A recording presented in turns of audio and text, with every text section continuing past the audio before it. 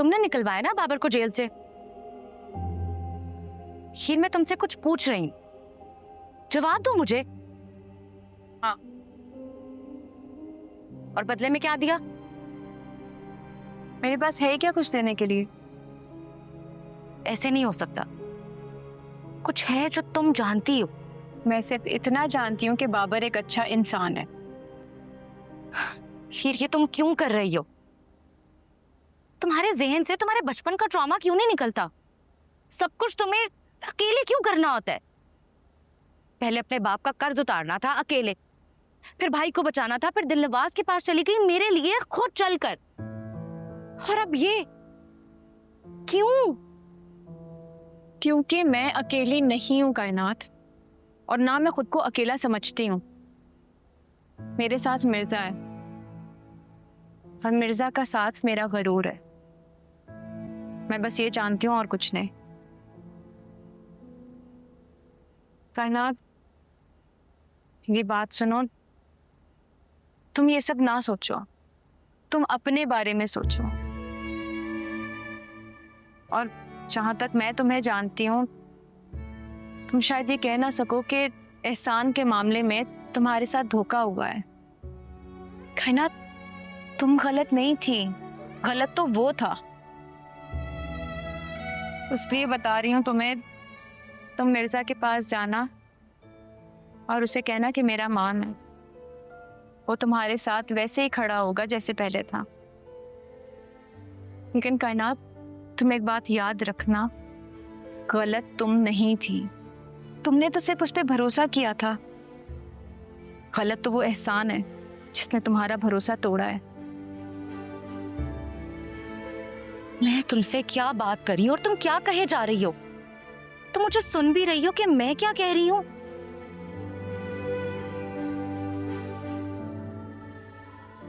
कायनात, ये दिल नवाज और एहसान जैसे मर्दों की दुनिया है, और हम खुश नसीब हैं कि हमारे साथ मिर्जा और बाबर हैं। इसलिए तुम सोचो बाबर का, और मेरी सोच तो वैसे ही मिर्जा से मिर्जा तक ही घूमती है।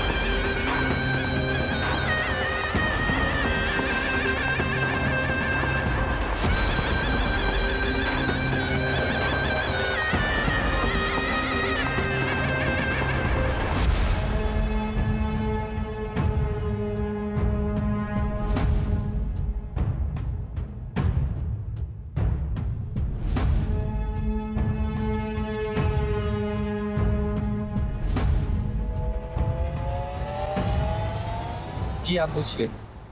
दिलनवाज साहब, आप पर जो इल्जामात लगाए गए थे इसके बारे में आप क्या कहेंगे?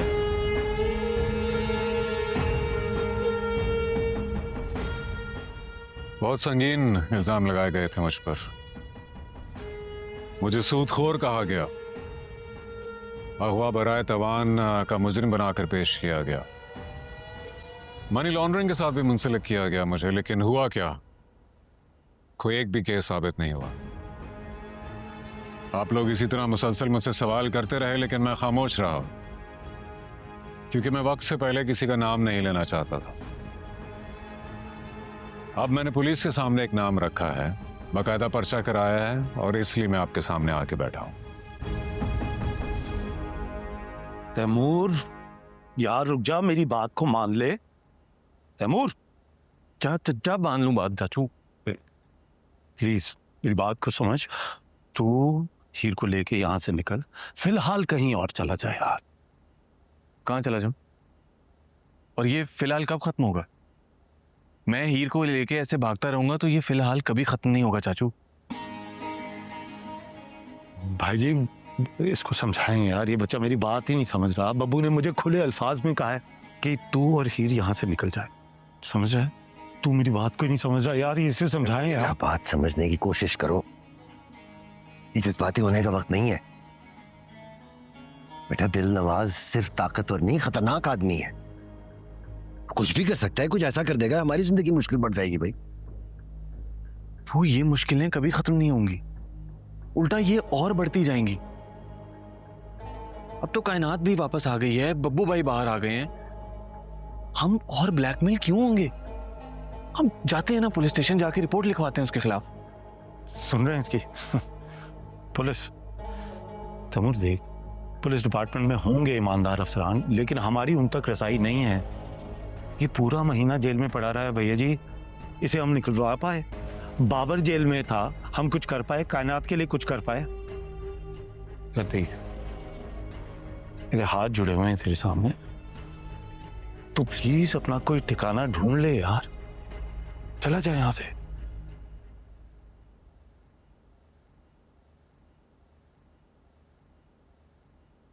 मैं यहां से हरगिज नहीं जाऊंगा। मैं अपना घर छोड़कर कहीं नहीं जाऊंगा चाचू, बस मुझे नहीं जाना ना यार। तो बस ठीक है, फिर इस घर में रहना है तो वही करो जो मां कह रही है। हीर को छोड़ दो तैमूर।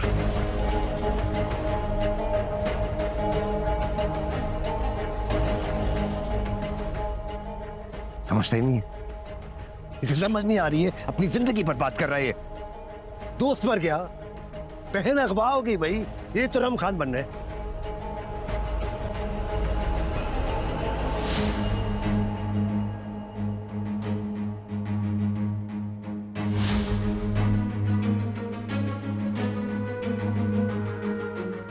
अरे क्या हो गया है जुबैर, फिर वही सब शुरू कर दिया?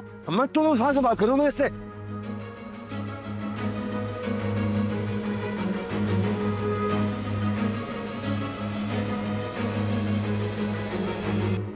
जी आप पूछिए। सर, आपने अदालत में जो बयान दिया था, आप उस पर वजाहत करेंगे?